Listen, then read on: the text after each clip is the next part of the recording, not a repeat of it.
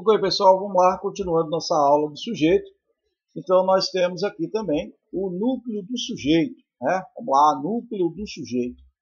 O que é esse núcleo do sujeito, afinal de contas? Vamos ver aqui, o núcleo de qualquer termo é sempre a palavra principal, e a palavra principal dele, né? Ou seja, do núcleo, que está ali junto do núcleo. No caso do sujeito, seu núcleo é a palavra que está diretamente ligada ao conteúdo do predicado. Ok? Vamos lá. Mais especificamente ao verbo. Então, vamos ver o que está mais especificamente, né, ligado ao verbo. Vamos entender isso aqui agora. Vamos lá, vamos entender isso aqui. Isso aqui não é fácil, isso é fácil. Então, vamos lá. Vamos fazer aquele método prático lá de encontrar o sujeito. Vamos ver aqui. Aqui já está falando para vocês, mas vamos ver aqui, ó. Um gato de pelos longos dormia no telhado. Então, vamos perguntar aqui, fazer a pergunta usando o quê? Quem? Quem dormia no telhado da casa? O gato de pelos longos. Portanto, aqui é o sujeito. Mas observe uma coisa aqui, pessoal. Olha, observação. Dentro de um gato de pelos longos, qual é a palavra principal? A palavra que liga aqui a ideia, né? A ideia aqui do verbo. Dormia no telhado da casa. Então, a palavra principal aqui é quem? Gato. Porque qualquer uma dessas palavras aqui, elas não teria, né, não estaria ligado, né, não teria muita ligação com o que diz o predicado, dormia no telhado da casa. Então, o que é o núcleo do sujeito? Né? O que está aqui do lado, qual é o núcleo? É a palavra principal, a palavra que está mais ligada a quem? Ao predicado. Então, quando a gente falar de núcleo do sujeito, você vai entender que é a palavra principal do sujeito, a que está mais ligada diretamente ao predicado, ou seja, a ação do verbo. Okay? A ação do verbo. Então, era o gato, né, que dormia no telhado. Então, isso é o núcleo do sujeito. Okay? Depois que você identifica o sujeito, aí você encontra o núcleo, okay? O núcleo do sujeito. Okay? Vamos ver outro exemplo aqui. Aqui, meus dois filhos moram longe de mim. Vamos fazer aquele métodozinho prático? Quem mora longe de mim? Meus dois filhos. Ok? Quem é a palavra principal? Que é a palavra que tem mais ligado ao predicado, ok? Ao verbo, à ideia do verbo, à ação do verbo. É lógico que é a palavra filhos. Portanto, núcleo do sujeito, filhos. Ok? Isso aí, pessoal, tranquilo, viu? Não é difícil isso, muito tranquilo isso aí. Ok? Vamos continuar aqui. Sujeito. Então vamos lá. Essa parte aqui você fica ligado, porque é a classificação do sujeito, os tipos de sujeito. Vamos ver isso aqui agora. Olha lá. Nós temos aqui o sujeito, né? Um sujeito simples. Sujeito simples é uma classificação quando ele possui apenas um núcleo. Então, quando ele tem apenas um núcleo, exemplo, um banco foi destruído pelos assaltantes. Né?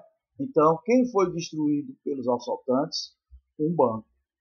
Um banco. Então, o sujeito é quem aqui o sujeito dessa frase? Um banco. Veja que tem quantos núcleos? Um núcleo só. Então, a palavra principal é o núcleo, ele tem só um núcleo. Okay? Um núcleo, então, ele diz que é o quê? Um sujeito simples, né? Um sujeito que está aqui, está visível aqui, ok? Então, sujeito simples. E também, sujeito simples e também determinado. Tem umas classificações que fala sujeito determinado. Por que sujeito determinado? Porque ele está aqui. Então, está determinado aqui na frase. E ele é simples também, porque ele apresenta apenas um núcleo, ok? E você tem também aqui outra classificação, que é o sujeito composto. O sujeito composto é quando ele possui dois ou mais núcleos, ok? Dois ou mais núcleos, você vai ter que chamar, você vai classificar como sujeito composto. Vamos ver isso aqui. Dois amigos e dois primos resolveram se aventurar em uma casa abandonada.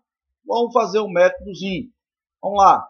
Vamos lá. Quem resolveram se aventurar em uma casa abandonada?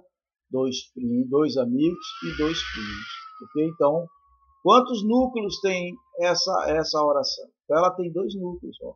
Amigos e quem? E primos, que estão ligados a quem? A ação do verbo resolver. Okay? Resolveram se aventurar em uma casa abandonada. Então, sujeito que? Sujeito composto. Okay? Sujeito composto. Sujeito determinado, né? Que você consegue determinar quem é o sujeito. E ele é composto porque possui mais de um núcleo. Okay? Mais de um núcleo. Okay? Vamos ver o próximo aqui. Sujeito elíptico ou desinencial. Né? Desinencial. Voltando aqui. Sujeito desinencial significa a desinência do verbo, né? Nós vamos ver isso aqui, a desinência do verbo. O verbo ele possui algumas marcas, né? No final do verbo, que ele indica o quê? Ele indica que pessoa, né? Ele está conjugado, em que pessoa ele está. Então vamos ver lá. Elíptico ou desinencial, okay? O núcleo não aparece, mas é facilmente identificado. Né? Ele está oculto, né? A gente chama também de sujeito oculto, mas ele está ali facilmente identificado. Então, sujeito elíptico, ou sujeito desinencial, ou sujeito oculto, mas é fácil de você identificar. Vamos ver o exemplo aí desse tipo de sujeito? Tomamos um pote de sorvete. Olha lá. Tomamos o pote de sorvete. Vamos fazer aquela perguntinha lá, usando o método, né? Vamos lá, tomamos o pote de sorvete? Então, quem?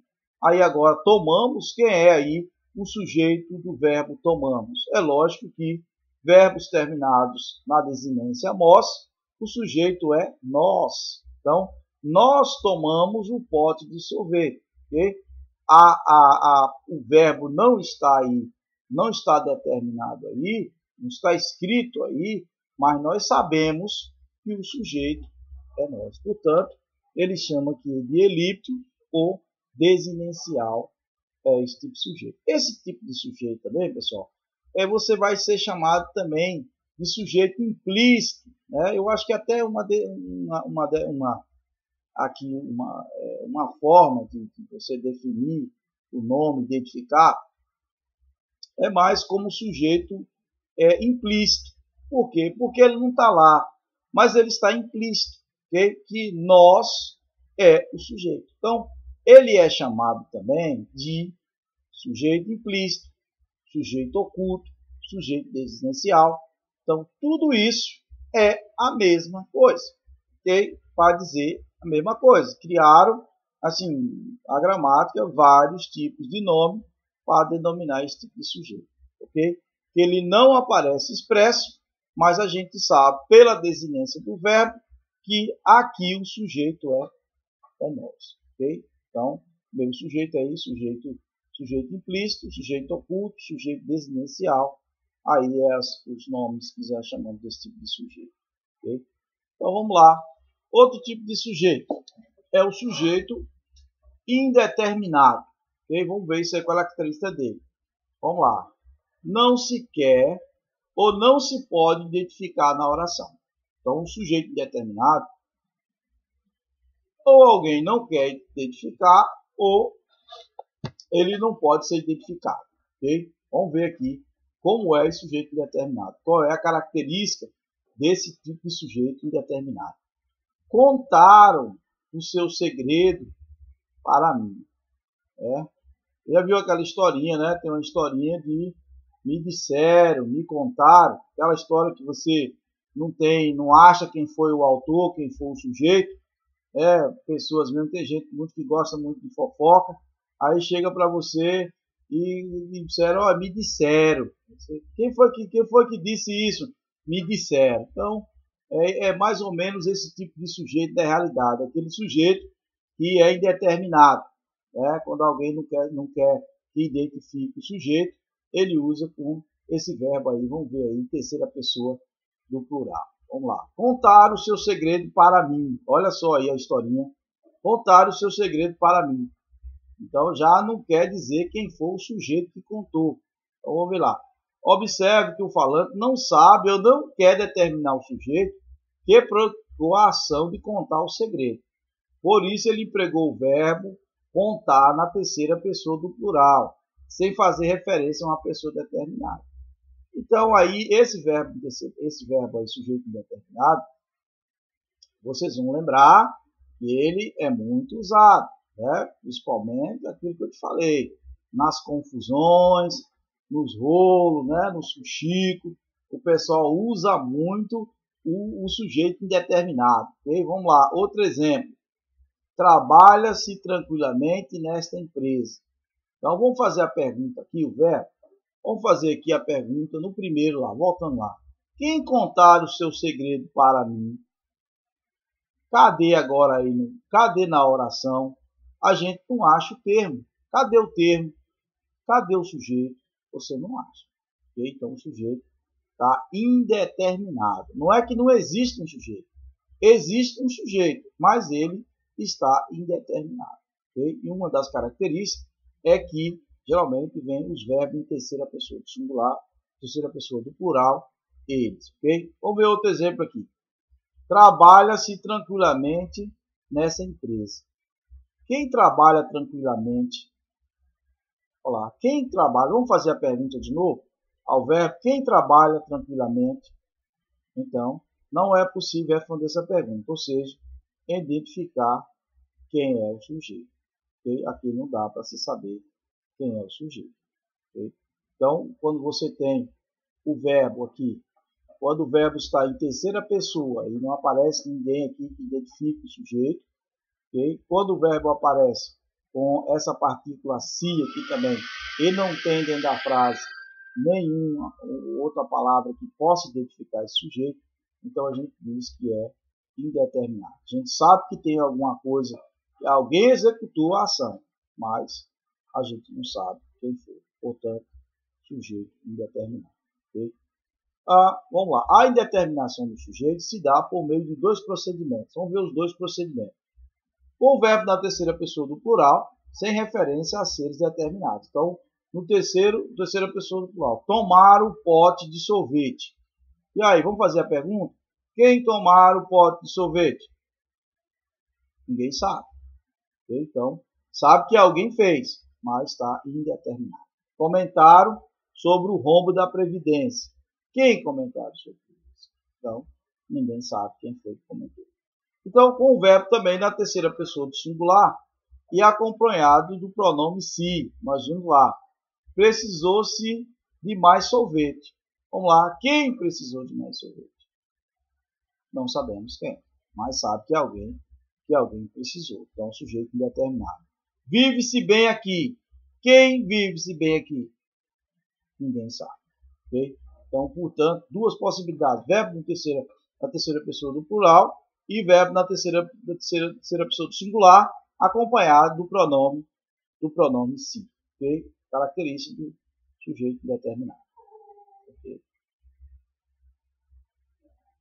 Vamos lá. Oração sem sujeito e sujeito ou sujeito inexistente. É o que é denominado esse tipo de sujeito.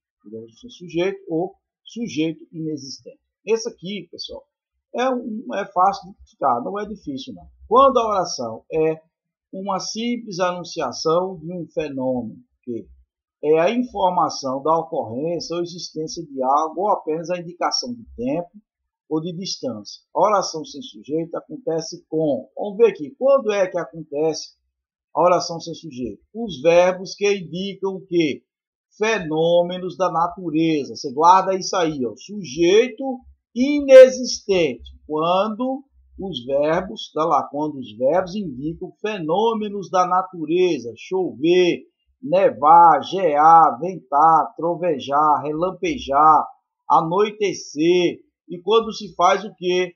Quando faz indicação de tempo ou de distância. Olha, fazer frio, fazer calor, entardecer e outros. Então, quando esses verbos fizer essa referência a fenômenos da natureza ou fazer referências aqui a tempo, okay? A tempo, né? Nosso tempo, calor, frio, questão do tempo é isso, o tempo está quente, o tempo está frio, o tempo está calor. Então, aí, essa frase, o sujeito é inexistente quando aparece esses verbos. É interessante, pessoal, a gente entender uma coisa. Refletindo sobre oração sem sujeito, ou sujeito inexistente, veja bem, quem é que executa a ação com os verbos com o fenômeno da natureza? Muito mais interessante. Não tem sujeito. Por quê? Porque são fenômenos realizados pela própria natureza. Porque são fenômenos que são criados pelo próprio Criador.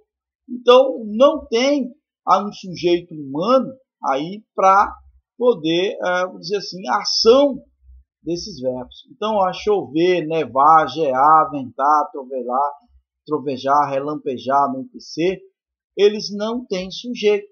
Okay? Esses verbos não acompanham sujeito. Vamos lá. Exemplo, escureceu cedo hoje. Então, você escureceu cedo hoje. Quem é o sujeito disso? Desse verbo escureceu? Então, você não tem o sujeito. Choveu muito nas grandes capitais do país. Você tem o predicado, você tem o verbo, mas e cadê o sujeito? Não tem sujeito. Anoiteceu. Pronto, aqui já é uma oração. Anoiteceu, ponto. Então, cadê o sujeito?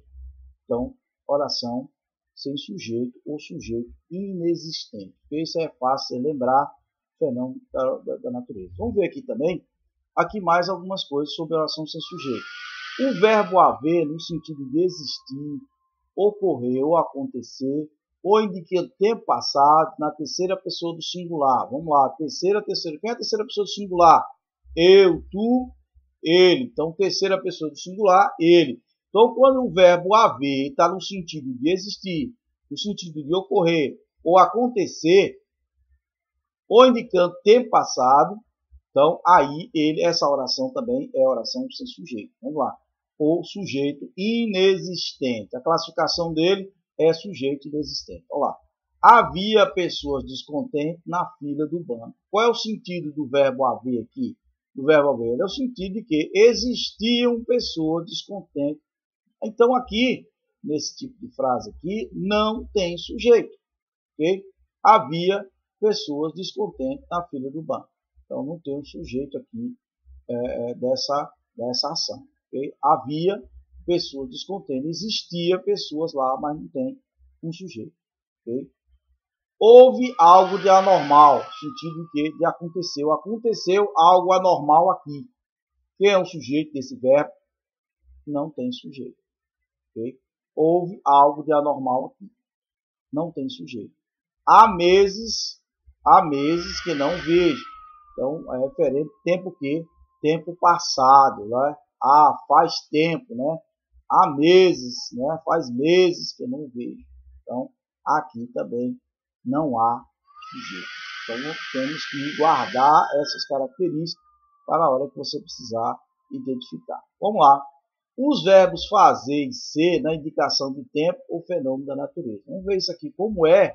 Porque, professor, o verbo ser, o verbo estar, o verbo fazer, vocês viram na minha aula passada, que são verbos de ligação.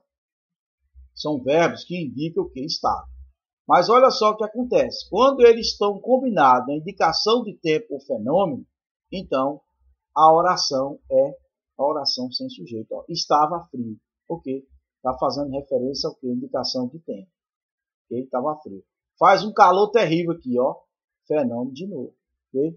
São 10 horas. Tempo decorrido. Então, o verbo ser no sentido de que? De tempo decorrido. Okay?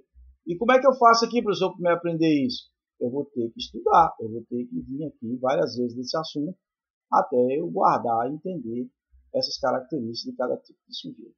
Ok? Então, essa aqui foi nossa aula sobre sujeito.